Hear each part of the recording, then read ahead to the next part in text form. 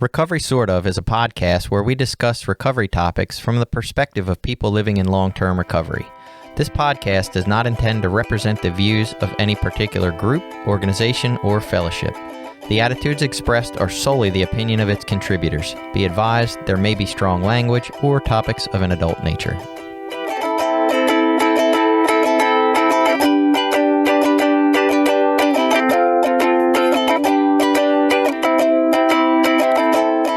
Welcome back. It's Recovery Sort Of. I am Jason, a guy whose love has plenty of conditions. And I'm Billy. I'm a person in long-term recovery.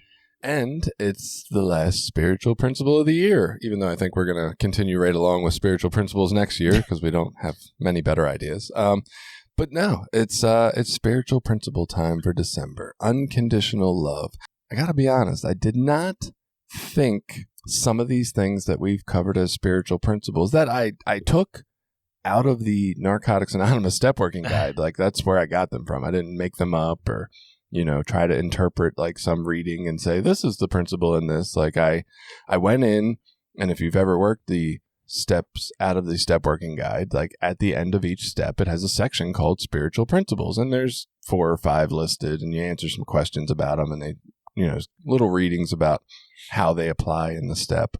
But I don't know. I guess I just pictured like they would all be honesty, open-mindedness, humility. You know what I mean? Right. Like the usual same suspects. one's just deeper. Yeah. And to some extent they were. So when I made this list, I was doing it for a different purpose. I went through each one. I pulled the first spiritual principle thinking, oh, the first one must be the main one. But then in cases where they repeated, I just dropped to the next one down. But yeah, like unconditional love is not what I really picture for step 12. Honestly, it being the spiritual principle. When I first read the step, it wasn't for me either. So like, give it away or like, right. Selflessness, like compassion, I don't, something, right? It's a little weird. But that was what was in the literature was the unconditional love. Yeah, that's the apparently. And I haven't relooked to double check myself, but when I went through, the point was I'm picking the top one that hasn't already been used. So I don't know if there's one in step 12. I'm sure I could probably easily look it up on my computer right here, but I'm not going to. But yeah, unconditional love. So it's a concept that, like, even without talking about it as a spiritual principle per se, I'm like, does not sound like a realistic concept in our world. I just can't picture anybody that doesn't have some conditions around, I'm only going to like your presence if you're nice to me, or, you know what I mean? Like, it's hard to think of some case where it's unconditional. Even kids, like. Love is a tricky word in that it means so many different things in so many different contexts to so many different people. And we use it, as an adjective and a verb and a noun. Love is actually almost as versatile as the word fuck. Right. It's right up there. So it's tricky when you say unconditional love because it's like, well, because love's already confusing. That mean, right? Love's already confusing enough. And for some of us, it's like our love, especially in relationships, is so conditional. Right. It's like, well, yeah, I'm only in this marriage because they don't lie to me, cheat on me, steal from me, abuse me. They respect my boundaries. Like those are realistic asks for my romantic partner. But yeah, you're right. We do. We have this idea that like we want to aspire to this unconditional love. I think there's people who want to have this, but I just can't picture it actually working. Like, relationships are transactional, whether we'd like them to be or not. They are. Like, I do this for you, you do this for me, and it works out because we both do it for each other. Right. And so my understanding of the way I interpret unconditional love, I guess, is a little more general in that it really means I wish for every human being a sense of, I want to show them some compassion, some courtesy, if you will, some respect that they have a right to life and a pursuit of, their happiness. And, I want them to be happy. For me, it's something that I've practiced in a form of meditation called metta, M-E-T-A, meditation, where the way I've seen it practiced or whatever is like you can start with someone that you're really close to, someone that you do actually love, and you focus on that feeling, and then you go outward a little bit further to, like, let's say it's whatever, like a clerk at the coffee shop that you go to all the time that you don't really know, but you have some general reaction or transactions with. You try to express like well wishes, good thoughts, happy vibes to them.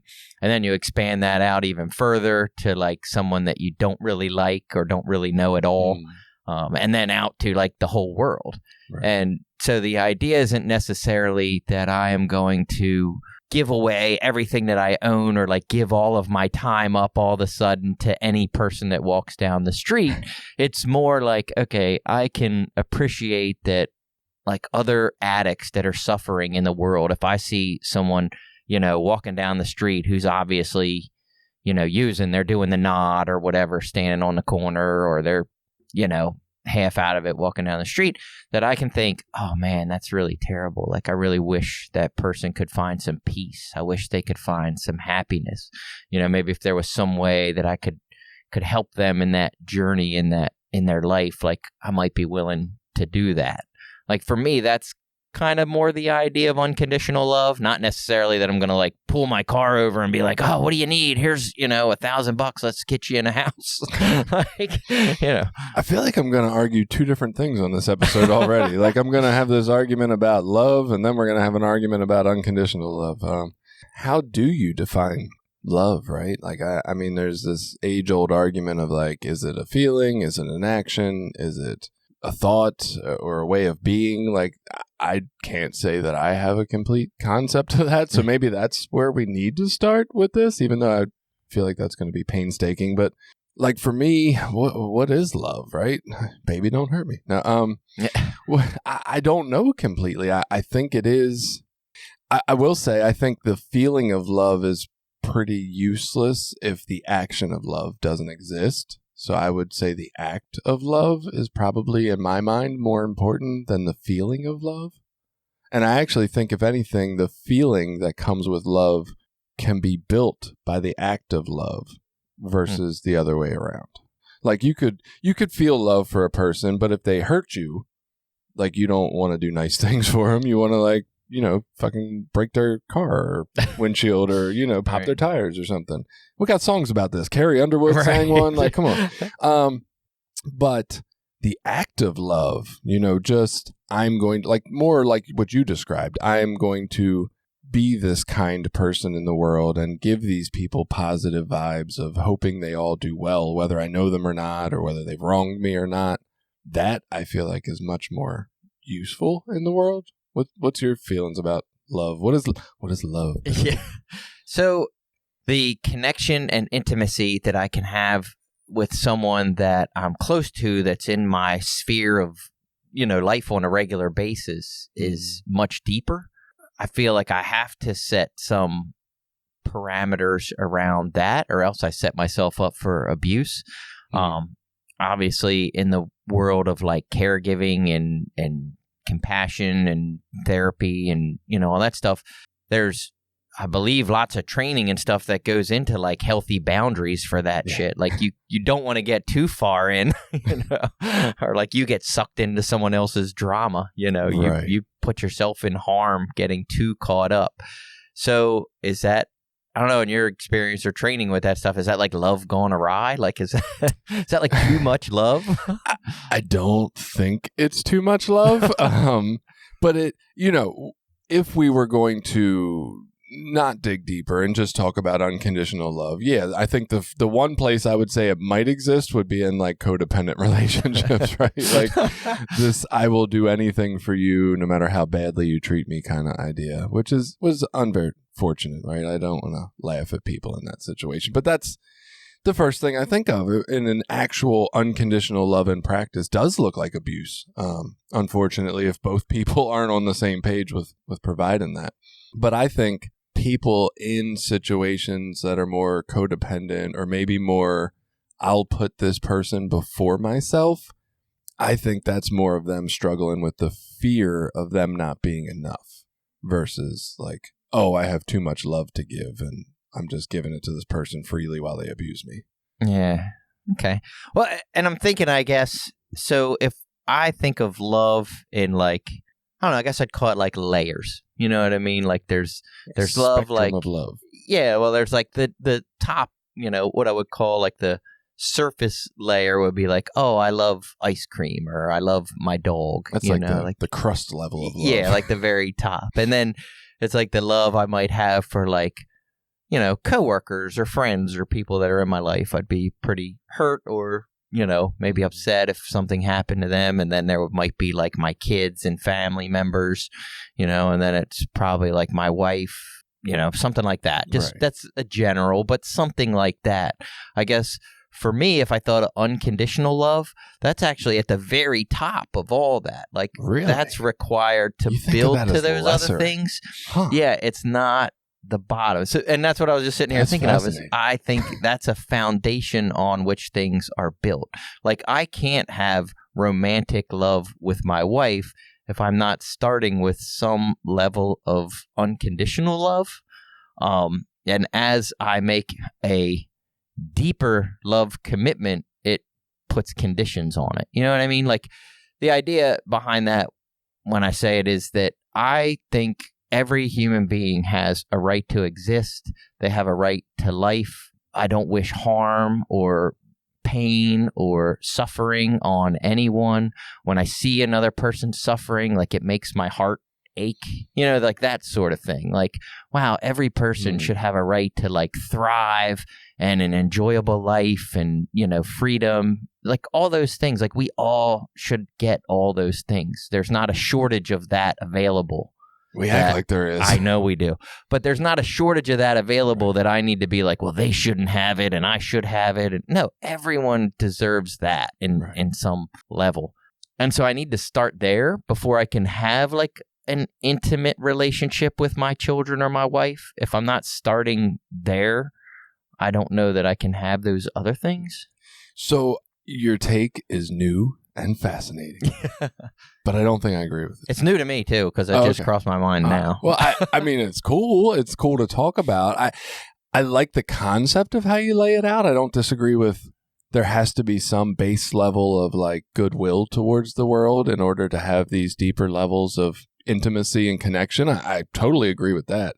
I don't know that it's unconditional love though. And I'm trying to, that's interesting that you say the deeper the love, the more conditions. Because and the way you described it, I guess, does not fit with what I see in the world. Like, I don't see people getting into relationships and being like, oh yeah, this is new, so it's not that important, so I can overlook all the negative behaviors in my partner. It's like more like in the beginning, there aren't as many negative behaviors for each person, right? They got their representative out there doing their best foot forward and everything. And then I think as soon as we start seeing shit that doesn't feel good to us, we're like, oh, I don't know about this. Maybe I need to leave. Yeah. Like, I don't feel like the conditions come later. I feel like they're already present. Like, we're waiting for those conditions to be violated. We come in with our terms and conditions ahead of time. We're like, oh, go ahead, fuck off. Like, I got my list. I don't know. I guess the idea of unconditional love is like the foundation on where I want my heart or spirit to start. The place where I want to start my interactions with other human beings in the world. Like, it's the starting ground for where I want to be.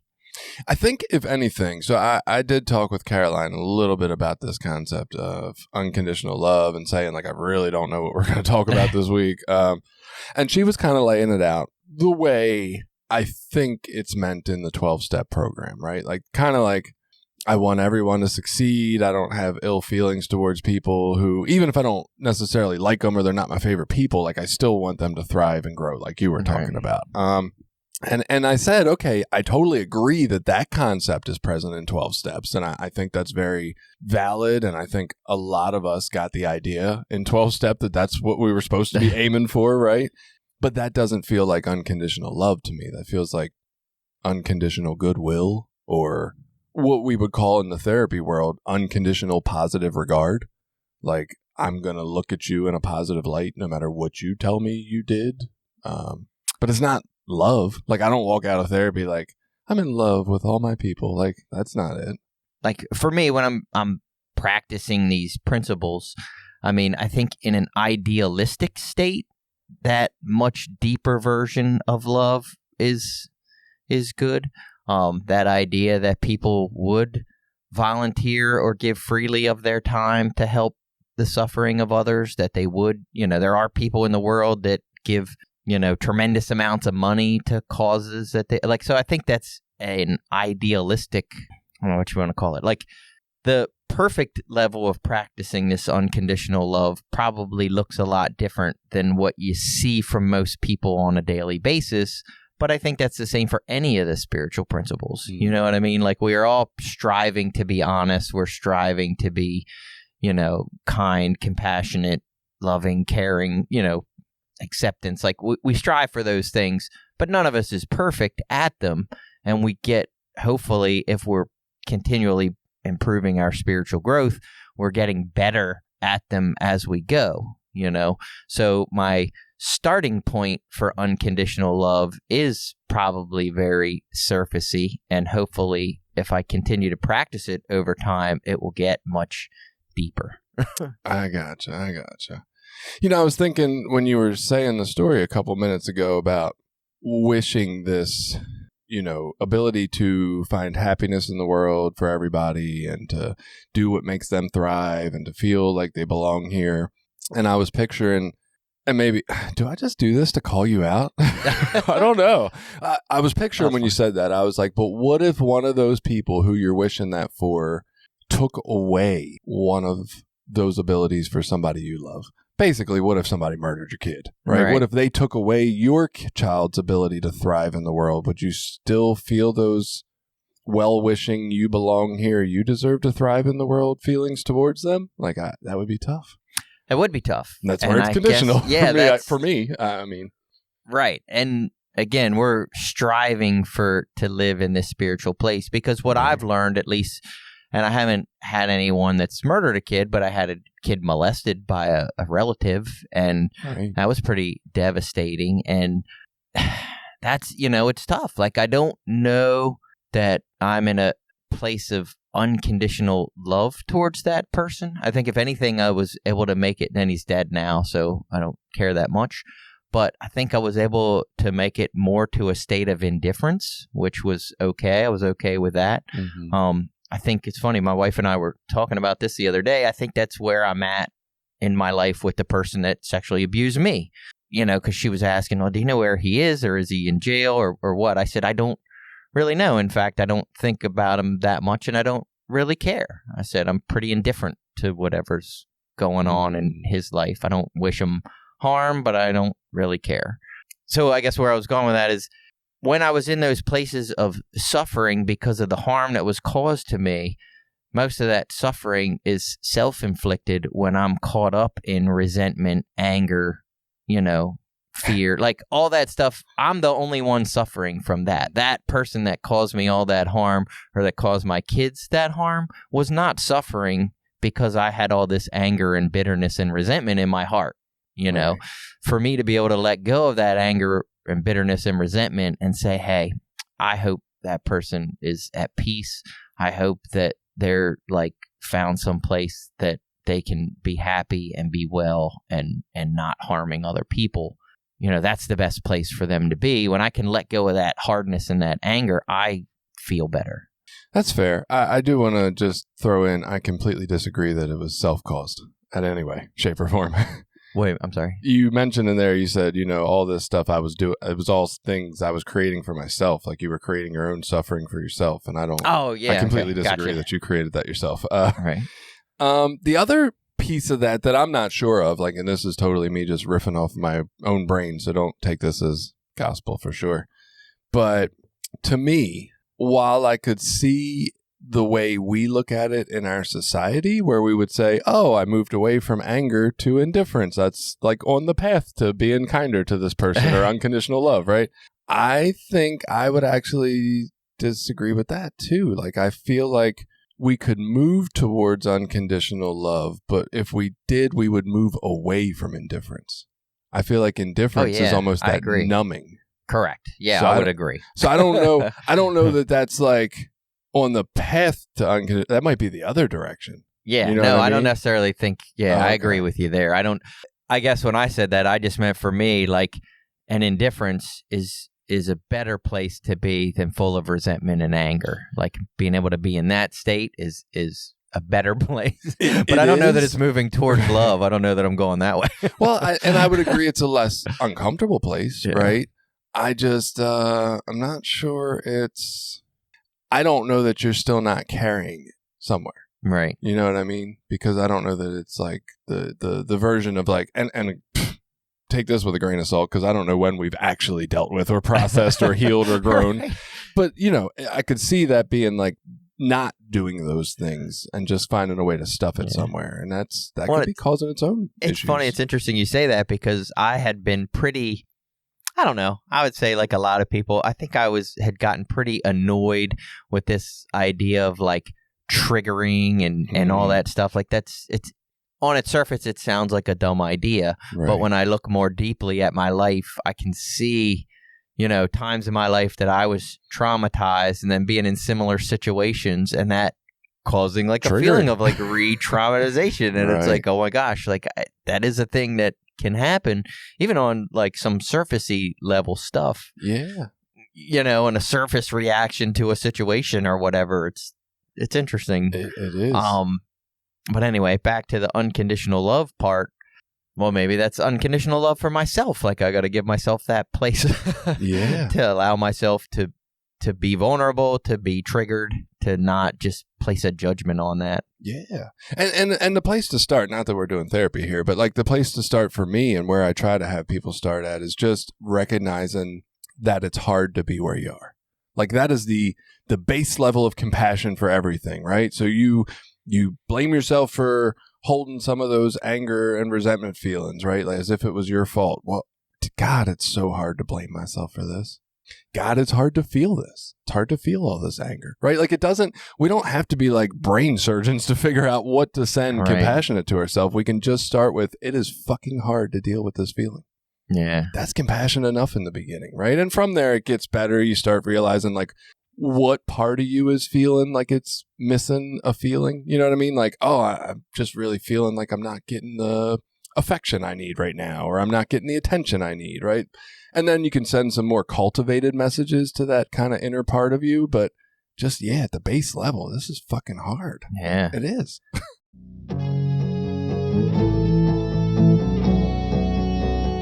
This episode has been brought to you in part by Voices of Hope, Inc., a nonprofit recovery organization made up of people in recovery, family members, and allies. Together, members strive to protect the dignity of those that use drugs and those in recovery by advocating for treatment, harm reduction and support resources, and mentoring. Please visit us at www.voicesofhopemaryland.org and consider donating to our cause.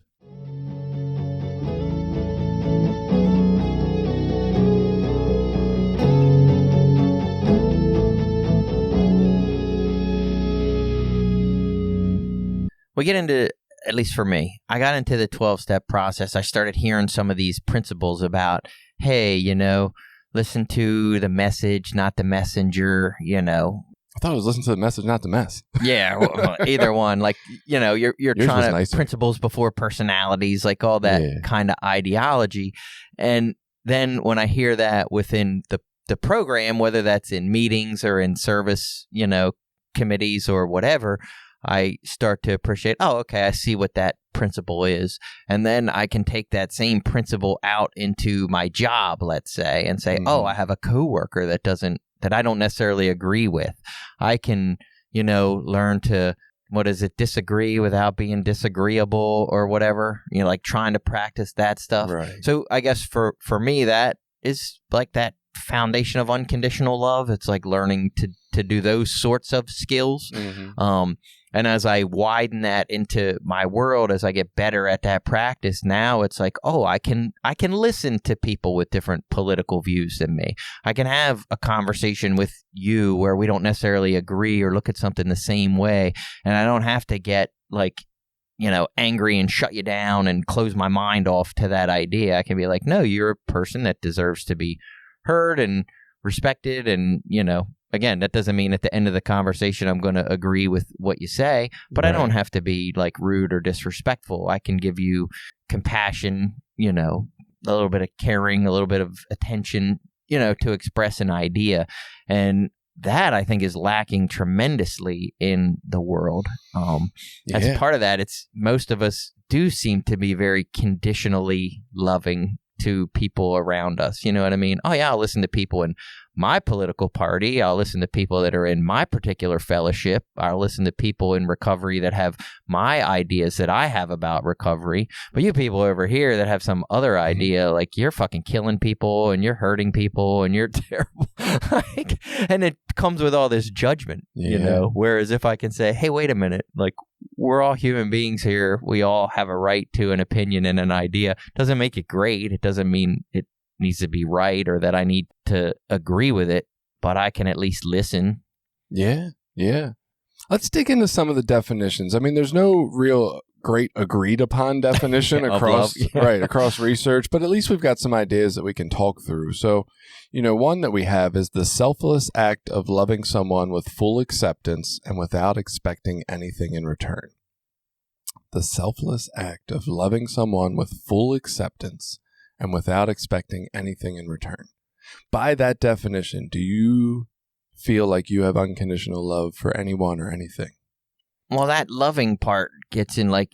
Right, like what does that mean? No, I mean, because I could say yes, there's people that I don't even know when I walk down the street. Like, I don't want anything in return from someone that I might hold the door for or buy a coffee or give someone some change while we're standing at the counter if they're short on money. Like, these acts of kindness, like those to me are expressions of love. But anyway. I guess the part of the confusing part for me, like, okay, so I read this and I understand that I can fully accept someone and not agree with the way they live their life, right? Like, that's fine. That's easy enough to get. But selfless act of loving someone with full acceptance without expecting anything in return. Okay, so I do this thing. I'm like, this person is meaningful to me. I want to make sure I drop off a birthday cake at their house on their birthday. It's really important. And then I find out they have murdered people or committed sexual assault or sexually assaulted minors. Like, does that change how I feel about them or what I want to do for them? Because that to me is not full acceptance. Yeah, and, I'd agree. I mean, how could we as humans with all our judgments and feelings about things fully accept anybody? Yeah, my opinions of stuff like that have changed over the years. I mean, there was times I would make a stronger argument, and I'm still not sure 100% where I land on this now, but like death penalty for like people that are like serial killers or serial rapists or serial child molesters and abusers. It's like those people exist, and is the answer just to lock them up and kill them and get rid of them? I mean, maybe. I'm not saying it's not. I'm just saying like, oof, that sounds terrible. Like, and I don't know how you have compassion and understanding for that sort of stuff, but even from a mental health, place, like obviously something mentally is wrong. Right. So is there anything worth studying or learning or trying to treat there? I mean, I guess if I just come from this place of like, oh, nope, fuck them, they all deserve to die. Like, well, are we ever going to be able to do anything with that? Like, are we ever going to be able to, as a society, like evolve past or learn about or get better with that sort of thing? Right. It doesn't leave much space to like study it or figure out if there's any way to heal people or help them get to a place where they don't feel the need to do those things. Yeah. No, you're right. You're right. So, and it's tough. I mean, it's really tough, It's hard to say, but there are people that are out there that will argue and defend that, no one should be murdered ever. The death penalty is never the right answer, no matter what people have done. And again, I'm not 100% sure where I land there, but I'm definitely way more kind and compassionate now. I mean, there was a point in my life where I'd have been like, oh, fuck them, kill them. You know what I mean? Like, I guess what's the difference? Especially when you're talking about somebody that took somebody's life and that's the penalty for it. Like, how does that make us as a society any different than the person who did the murder in the first place? Right. And that's just really hard for me to wrap my head around, right? Like, you don't fix somebody punching you in the face by punching them back in the face. I get it. We want to, but it doesn't actually fix anything. Well, and I think that's where the idea of unconditional love is coming from. It's like, it's not necessarily about vengeance or making a wrong right or equaling out the scales. It's like, how do we create a sense of like healing? How do we create a sense of easing of suffering, or relief of suffering? Like, how do we get there? And I don't know, maybe I'd have to ask, someone whose child has been murdered if someone else's murder has made that better. Maybe it does. I don't know that it does. I can't say that it does or doesn't. There's probably some immediate satisfaction, but right. I doubt long term it actually does anything. But it's like the goal, I guess, if we're coming to it from this loving place, is, well, what can we do to give this person the most healing, and the person that caused the harm, like, what is it within them that causes them to do this harm and be this type of person? Is there some healing there that can be done? Like, I would actually say the only useful thing that comes out of like executing the murderer for the person in that situation is that they don't have the murderer to throw their anger at, and they'll realize they're angry at like the world or God sooner. Right. Like that's the only benefit, because you can waste a lot of time being mad at that guy when it's really not. Well, and if you watch enough, and I do occasionally watch a lot of like the serial killer documentaries or the evil lives here kind of shows where they talk about like, and you hear there's some evil shit in the world. Right. Like, and I guess for me, that unconditional love idea, I look at things like, wow, those people really had to be suffering to go to that dark place. Like, what is so hurt or wrong or twisted inside of them that caused them to go to that place, rather than just throwing them into the fires of hell and being like, oh, fuck them, they're terrible people, they deserve to suffer. That'll fix them. Yeah. It's really interesting, especially when you move away from a Christian like society or a Christian belief system, because I think we're executing them with the assumption that they'll get their penalty in hell, right? Like, you'll be tortured in fires and shit for eternity. That's what we're doing. We're sending you there. But like, what if we could prove we weren't sending you there and this was it? Like, would we change our minds about killing them? Because maybe that's not enough suffering for them anymore, right? Like just dying. But you hear those people that do serve, death row inmates and things like that, people that have been convicted of horrible crimes. There are, people that will do things for them, write them letters. I mean, some of it's like a weird fan thing that's different. But I mean, there are people that have compassion for the people that are on death row, that recognize their suffering and their trauma, and that can reach out and be sympathetic towards them. I mean, those people exist. Right. And I think that's an extension of unconditional love. They're trying to practice, some sort of compassion and love for another human being, even though they've done this horrible thing. We need a prison pen pal, Billy. This next definition is kind of convoluted, so try to bear with me here because it's a lot of exceptional definition pieces. So, unconditional definition, not conditional. Well, what does that mean? Well, the definition of that, subject to, implying, or dependent upon a condition. Definition of condition, a premise upon which the fulfillment of an agreement depends or is limited. And then love, definition, strong affection for another arising out of kinship or personal ties, affection based on admiration, benevolence or common interests, warm attachment, enthusiasm, or devotion.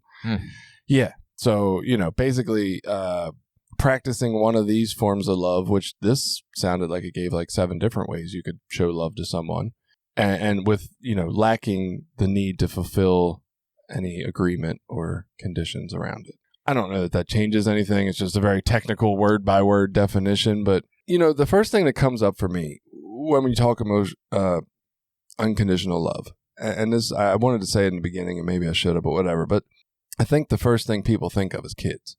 Like, oh, everybody has unconditional love for their children.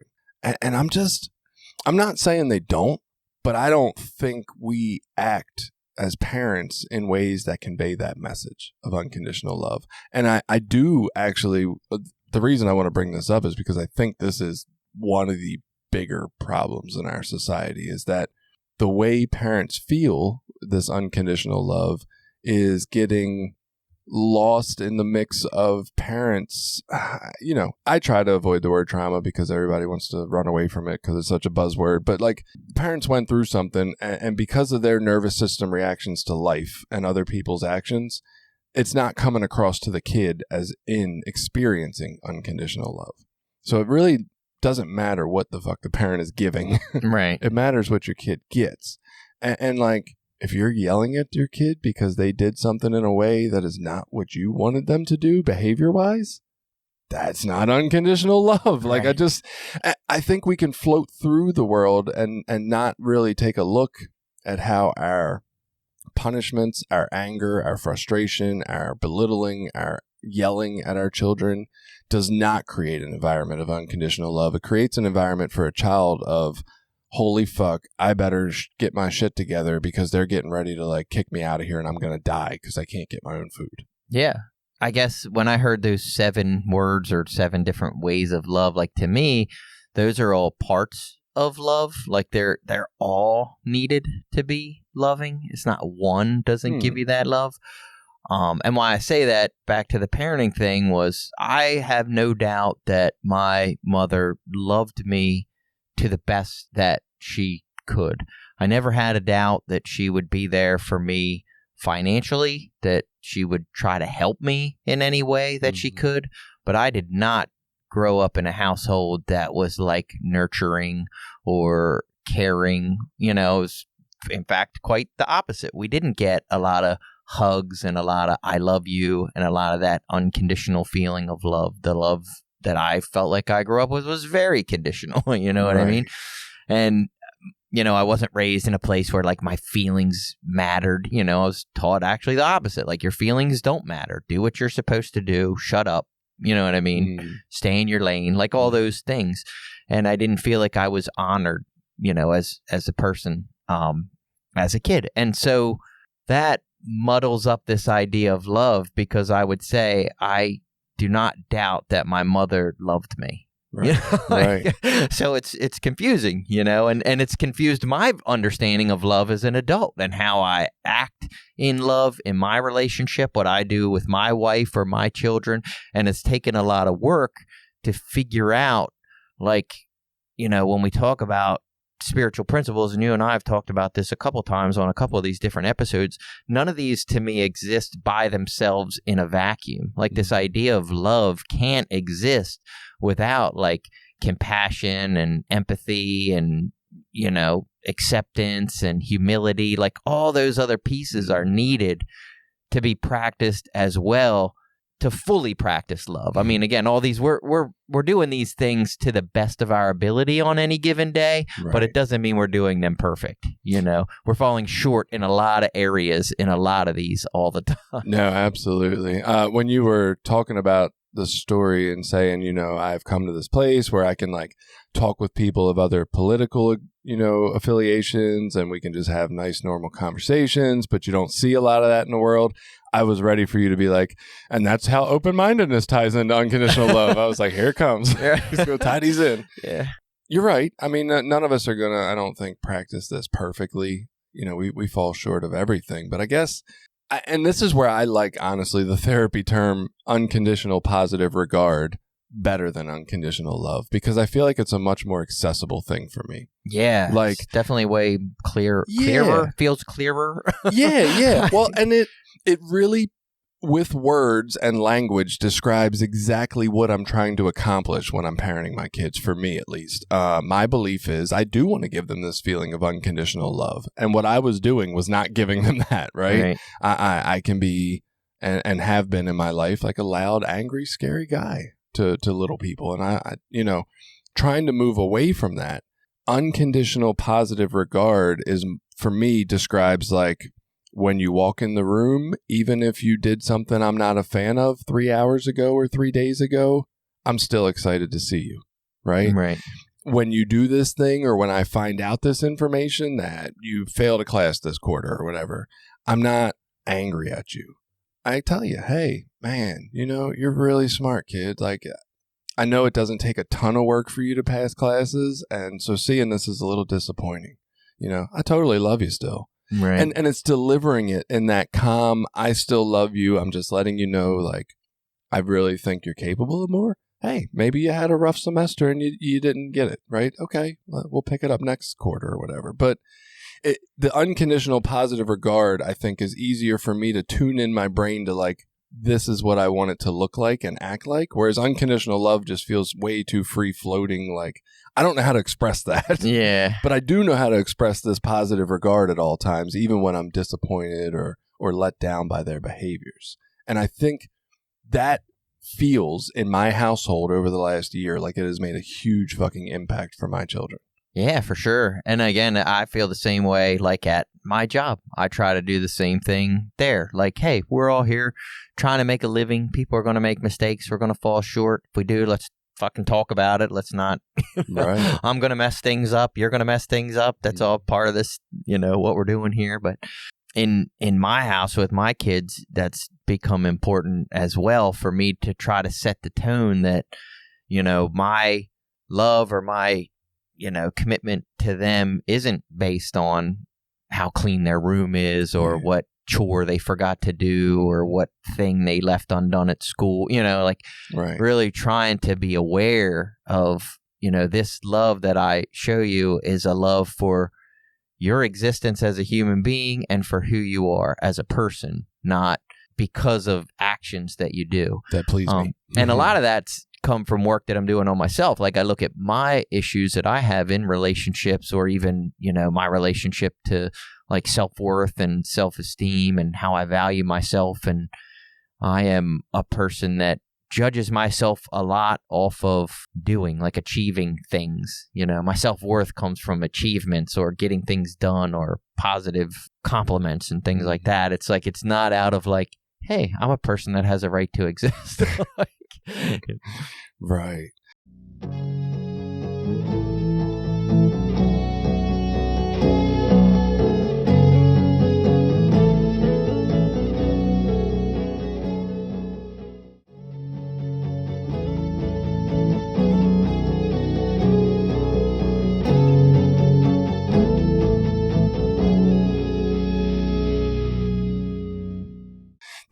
This last definition, which is probably less scientific, but I think describes unconditional love better than anything we've said so far. And it's from the author of the book Unlimited Love.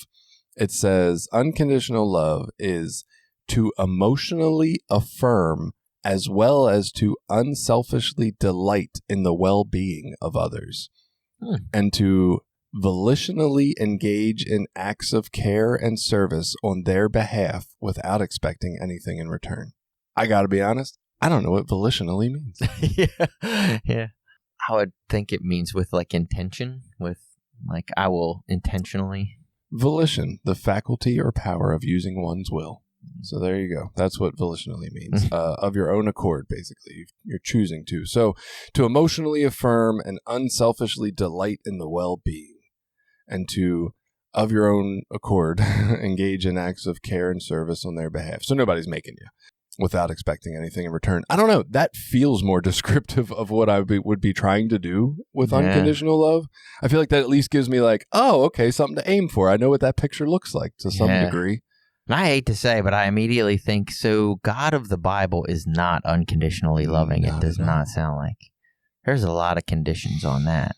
From a Christian standpoint. Yeah. Somebody walked it through, like, of the Christian principles in the Bible, if God was all-powerful and all-good, we wouldn't have evil. And if God was not all-powerful, but all-good, then he just isn't powerful enough to stop the evil. But the only way it makes sense is if God is all-powerful and he's evil. It's the only way this world actually makes sense, which is kind of shitty. But well, and I only bring that up because if your basis for your spiritual, foundation, your spiritual education, your growth is based on those principles, it doesn't seem like that's a part of Christian belief. I mean, I might be missing something there, but it's like... Christianity is so weird to me. Like, trying to wrap my head around what they believe, now, so to speak, with the New Testament versus, like, the God of the Old Testament that basically just fucking wiped out cities when he didn't like what they were doing. Like, that's not unconditional love at all, right? But then this Jesus agreement was supposed to be. It isn't even just Christianity. I think every organized religion, deity, has a lot of conditions, you know. Well, that doesn't make any goddamn sense to me. No, but I mean, I just want to single out Christianity is just the one I'm most familiar with. But when you think of like Muslims or Judaism or were their cities getting wiped out too? Yeah, well, they all got a group of people that need killed. Every organized religion has their group that's going to burn in hell and needs killed. So. Wow. Yeah, that's a good point. A little difficult, but anyway. And I think for me, that's one of my challenges, though, in having an organized religion or an understanding of God. Most of the examples that I've ever heard of or been, educated in my life have always had a lot of these conditions. And it's like, oh, yeah, God is, loving, caring, and greater than us. But it's like, well, not if we're not good enough. Right. Like there's conditions upon that, it seems like. And I haven't personally been able to wrestle through some of that sometimes. So that idea of an unconditionally loving God has been a part of my challenge with finding a good connection to a higher power. For me, it's like, say, it's a part of my meditation practice to do that meditation. And the idea being, I'm as I'm building out that feeling of love, it's like the feeling of love that I feel, let's say, towards my wife, like the amount of well-being that I want for her, the lack of suffering that I want for her. I should try to feel that for every single person walking around, Now, it doesn't mean I'm necessarily going to give the same of my time and energy. I mean, that would be idealistic to think that was even remotely possible. But the feeling, that, hey, if I see another person walking down the street, man, I fucking hope that person succeeds. I hope they have a beautiful life. I hope all their dreams and wishes are fulfilled. Like that's a good place for my spirit to just rest, as a right. place of starting. I think, and this is one of the, I don't want to say the challenges, but one of the places I've gotten to, which, we talk about this all the time. Like if you talk to me in 5 years, I'll probably have a whole different idea of what God is. But for me currently, it's not the figure or person, so to speak. I feel like we make God into like this person kind of idea. And it's not that, right? It's more like an energy or a universal way that everything's connected in some sort of fashion. But I do, not my earthly parents, but like I have this vision in my head of what a really loving fucking parent would be. You know what I mean? Just that person that's able to show up with this unconditional love, with the unconditional positive regard, always going to have compassionate view instead of like the self-blaming view I might have.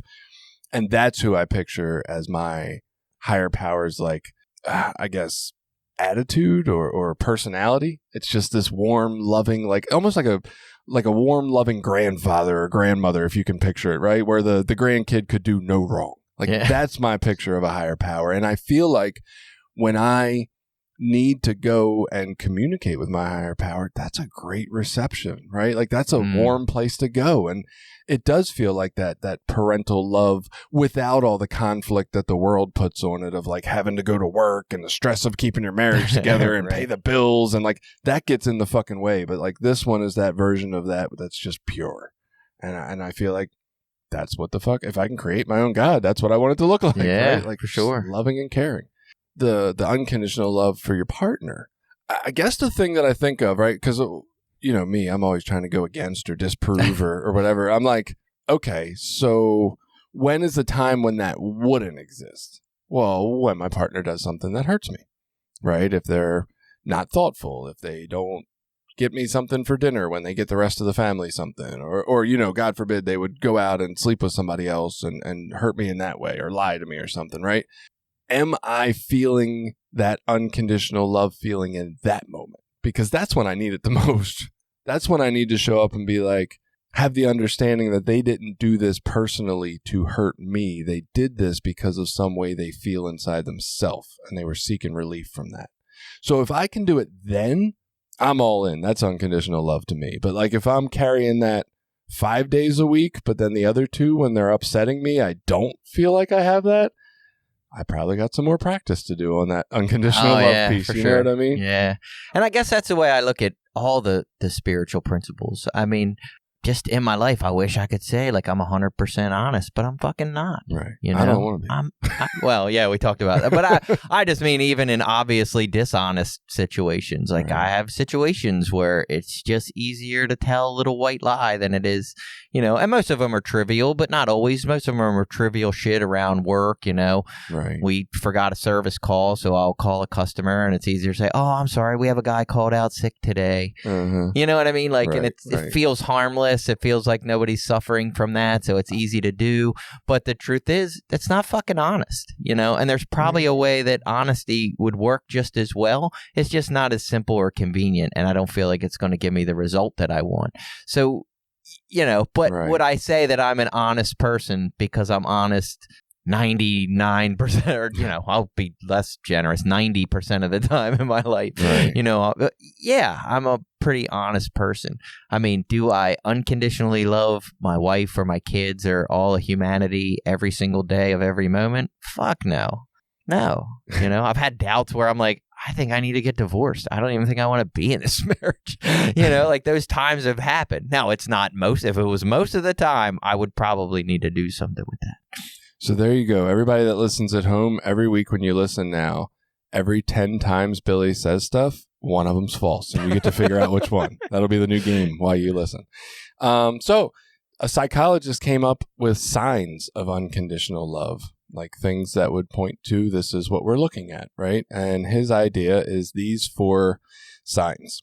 You're accepted for your faults without a desire to change you. I guess this is like the experience of unconditional love for a person. Okay. So 1, you're accepted for your faults without a desire to change you. Do you feel like you get that in your marriage? No. Yeah, right. Right. I will say, I think I get something closer to this now than I ever did before. Oh, yeah, 100%. For sure. But there's probably still some desire to change some of my behaviors. I can only imagine. Like, not everything I do is pleasing to my wife.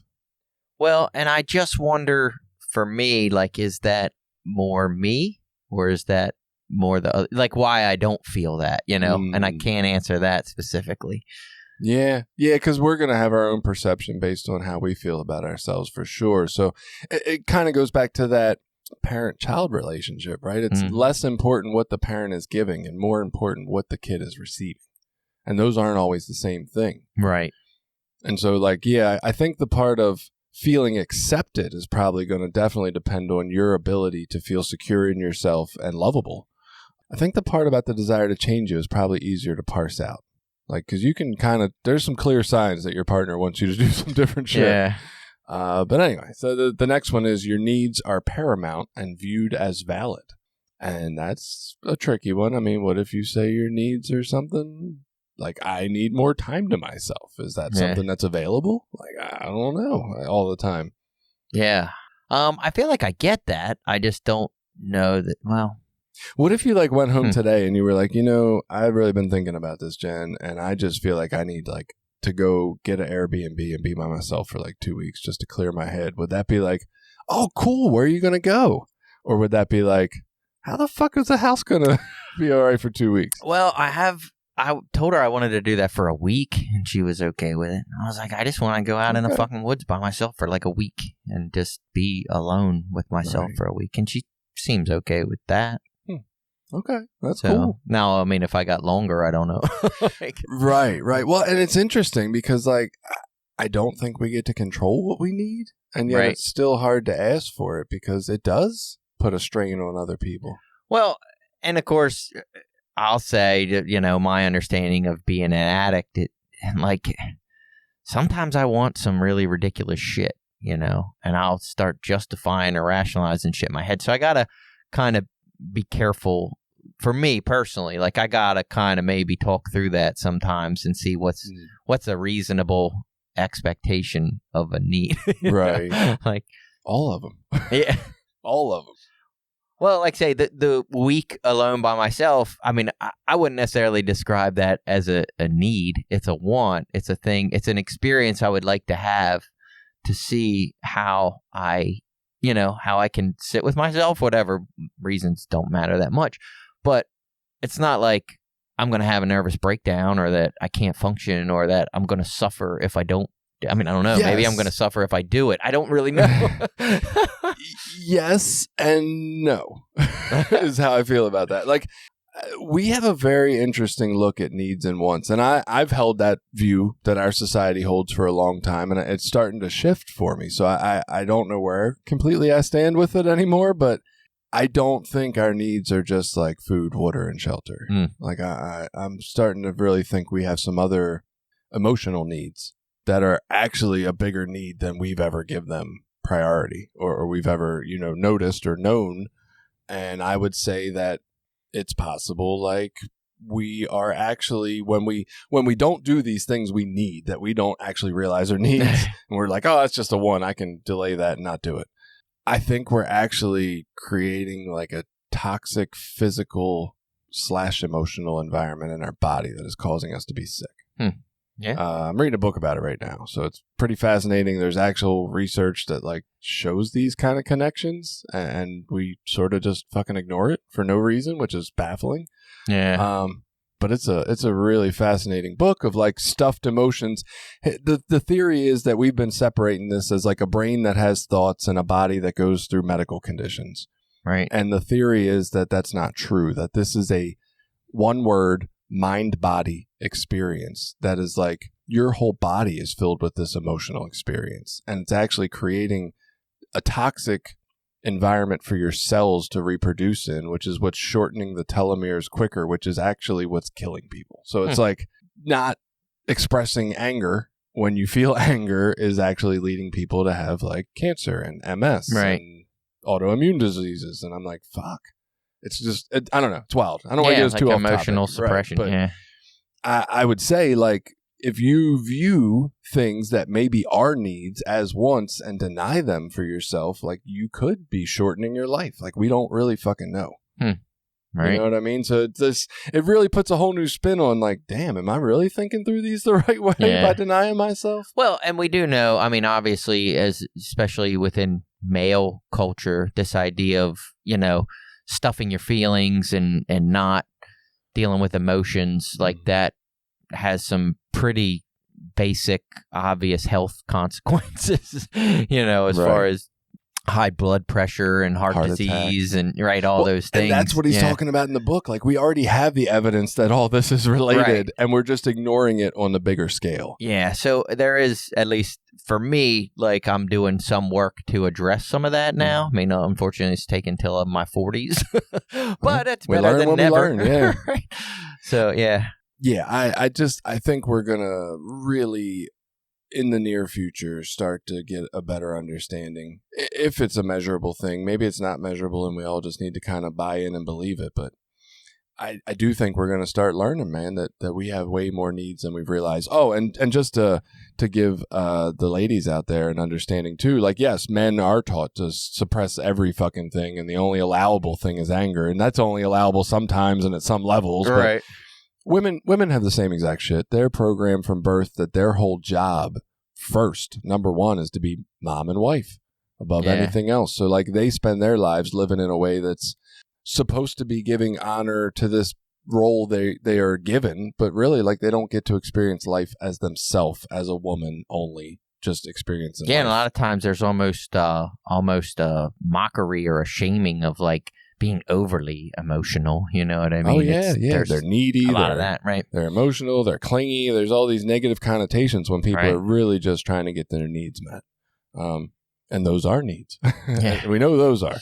So another sign, the other person does not try to make you feel small, which I would say I get that. Yeah, my wife's pretty... I get mine reactive sometimes. I get her triggered. I might hear a couple things. Well, and this gets back to the emotional, like emotional needs stuff. It's like I am just now starting to work on some of that. So I'm trying to figure out what my emotional needs are in my relationship. And that's one of the things my wife and I were talking about. It's like I was expressing some like whatever hurts or something that were going on. And the way that she replies to them, how that makes me feel or kind of compiles on to the guilt and shame part of it. And she's like, oh, well, how would you like me to respond? And I was like, I don't know, but not like that. So it's just being able to identify sometimes like, hey, when I am in this kind of emotional state, this type of response would really help, get me through that, or us talking about that stuff. Like, right. Because I think for her, unintentionally, she sometimes makes me feel small. Mm-hmm. And then I do the same thing to her. Like, we'll talk about things that I've done that hurt her. And of course, what I like to do is overthink and over-discuss, almost like we do, where I start bouncing 20 ideas off her head and like, what about this and what about that? Right. And how come this? And she doesn't like that. Like, it makes it feel like I'm intellectualizing her emotional pain. And so she's trying to express to me like, hey, when I'm expressing this hurt, it's not the time really to do that. Maybe what I need is just for you to be more sympathetic and to just kind of, I'm really sorry, That's I didn't really mean hard, to hurt Jen. you. And I said, yeah, but I wasn't intentionally trying to minimize her pain. It's like me trying to process in my head, well, why does it make you feel this way? What should I be doing differently? Yeah, you're coming from a place of really trying to address her concerns, and yet the way they're being addressed. And honestly, thank you for giving that example. That's a beautiful example of the way that we can be trying to express and give this unconditional love in a situation, and the other person is not receiving that feeling from us. That's perfect. Also, congratulations. I think that's awesome that you're like on this journey and trying to realize like these pieces that don't feel well. And I think that's a great starting point. Like, you don't have to know the right response that's going to make you feel the best. Like, for now, if you know it's wrong, that's a great starting point. Hey, this one's not working. Right. Like, let's try some other attacks on this or ways of going about it. And yeah, it is hard to figure out at first. If you've never got it, that's the kind of the point, right? You've never gotten the thing you were looking for. How do you know what it looks like? Right. Well, and you can be in a relationship that you think is a good relationship and it can be going along well, and then be in a different relationship where those same skills don't work. You know what I mean? Like that. Mm-hmm. It's like we're not a one size fits all, and it's the same with my children. My emotional responses to my children are different. Right. The last one on his list, the relationship is reciprocal and not transactional. And honestly, that one's the one that I was like, well, that's a bullshit list now. Every relationship is transactional in some way, shape, or form. Yeah. I don't know. Maybe it's not. I mean, I think of some of the parenting books I've read and the practices I've tried to put in place from them. I don't think a lot of people would necessarily agree that that's the way we need to parent, right? But I really do feel like, I can't imagine a world where one of my kids can do something where I don't love them. I really can't. And I mean, I've tried to think through like the worst case scenarios, one killing another one or something. I don't know, like what could be worse, right? I just can't, like, I'm still going to love them. And that's from this practice, I guess. Yeah. And this is to me where that idea of love gets confusing, because if I have, my kids are getting towards adult age now, if my daughter, let's say, begins to like steal all our money or steal all the things out of our house, and I have to make a decision to put her out of the house, even though I have no idea where she's going to go or what she's going to do. Like, is that loving? Like, is that a loving action? I mean, well, and this is where unconditional love, right? Right. And it's tricky because I don't think my feelings for her would change. I think my heart would be broken, or maybe it's even a safety issue. I mean, for our older daughter, that's the one with a disability, I mean, the reason she's in a group home and an assisted living type environment is because she became unsafe. She was unsafe to us and unsafe to our small children. So it was a literal safety issue, right? That we had to put her in different placement, and it's painful. It's still painful for my wife. She's hundreds of miles away. You know what I mean? We have to like travel and make accommodations because she's in this state all by herself, far away, but it's still like somewhere in there, it was the right decision. Right. But it's hard to figure out, like, is that really loving? Like, obviously she would feel much better being at home with us, and we would feel better, in some sense. Well, and this is where you get into the tricky pieces of all this, right? One, that is a complicated situation, because when you're talking about unconditional love, you can't just look at, am I having unconditional love for this one child of ours? right? Because it's unconditional love for myself, unconditional love for our household, unconditional love for my other small children. It's not a decision of just one unconditional love towards one person, right? Right. So the unconditionally loving thing for myself in a situation where I can no longer afford to lose any more of my items that my kid is stealing is they have to go. Right. Right? It doesn't mean I feel, it doesn't mean I'm going to see them on the street and like spit on them or yell at them or tell them to get their shit together. I'm still going to have that unconditional positive regard when I see them. Hey, how you doing? Do you need something to eat? Is there anything? Do you need socks? Like, it's getting cold outside. Do you need a coat? Are you ready for treatment? You know, anytime you are, you can call me, right? Or if you just want something, you want to get lunch, I'll come meet you for, like, that's the difference. It's not really what I chose about her staying in the house or not. It's how am I coming to the situation?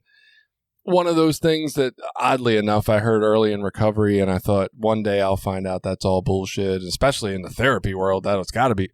I still believe that all actions either come from love or fear. I don't disagree with that statement. I know it sounds a little woo-woo-y and out there, but like, I think we act from a place of love when our body feels good.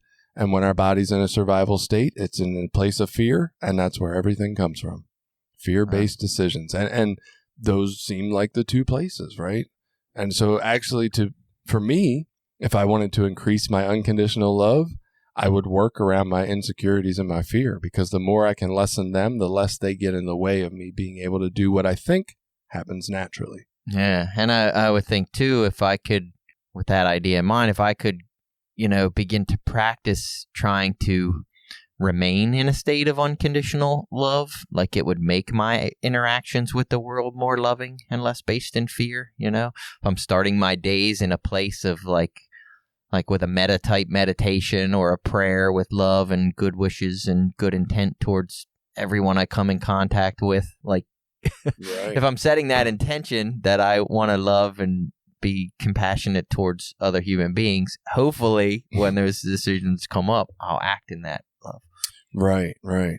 This next paragraph says unconditional love can be unhealthy if it exists without boundaries. And then it goes on to say some other stuff, but I just got to disqualify the whole paragraph. Like, that makes it conditional love if you have a boundary on it. Sorry.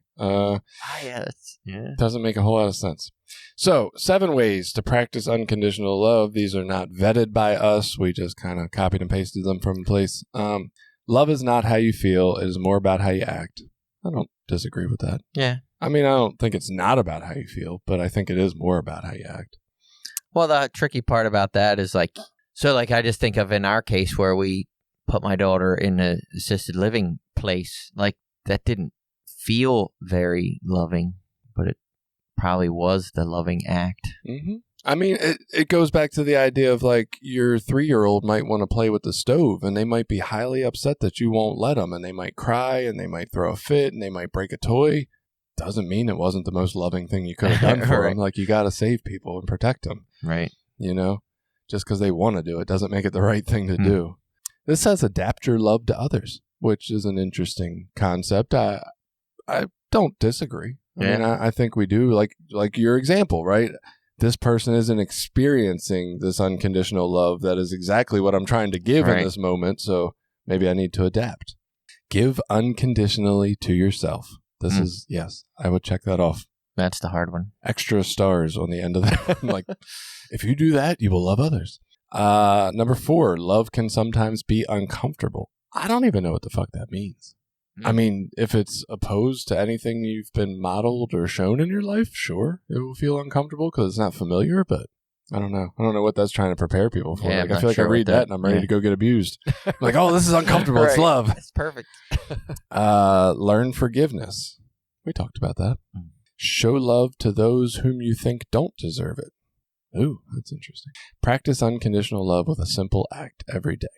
So, there's some ideas. I don't know. We're running out of time. Yeah. Any thoughts about unconditional love? No. I do like that simple idea one, though, because the idea I heard behind that was like, give a compliment to the fucking Wawa clerk, or, oh, your hair looks good today, or just some kind act, and watch what that does for your spirit.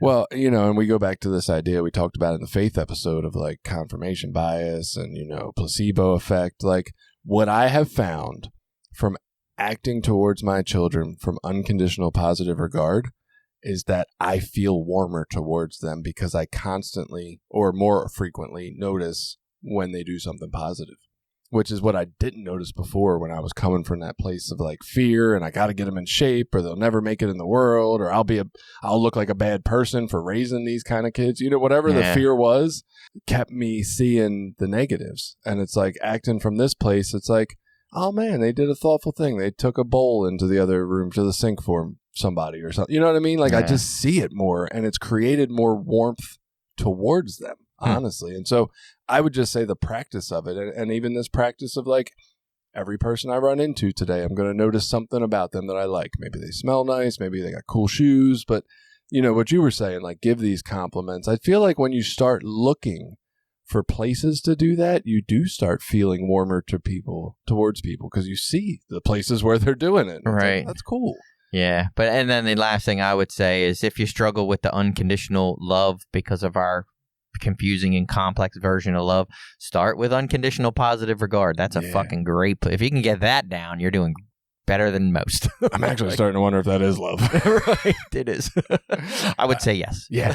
All right. Well, go out there, unconditionally love each other, and talk about our podcast. You can obviously donate, and that helps us out to keep this whole thing going and helps people out in early recovery to get the tools they need to hopefully thrive in this new recovery world. But if you don't have money and you just enjoy listening to us, there's like no money needed to tell other people about our podcast or to share it on your social media or to engage in conversations around it. That supports us as well. We appreciate all your support. Go out there, love each other. Have a great week.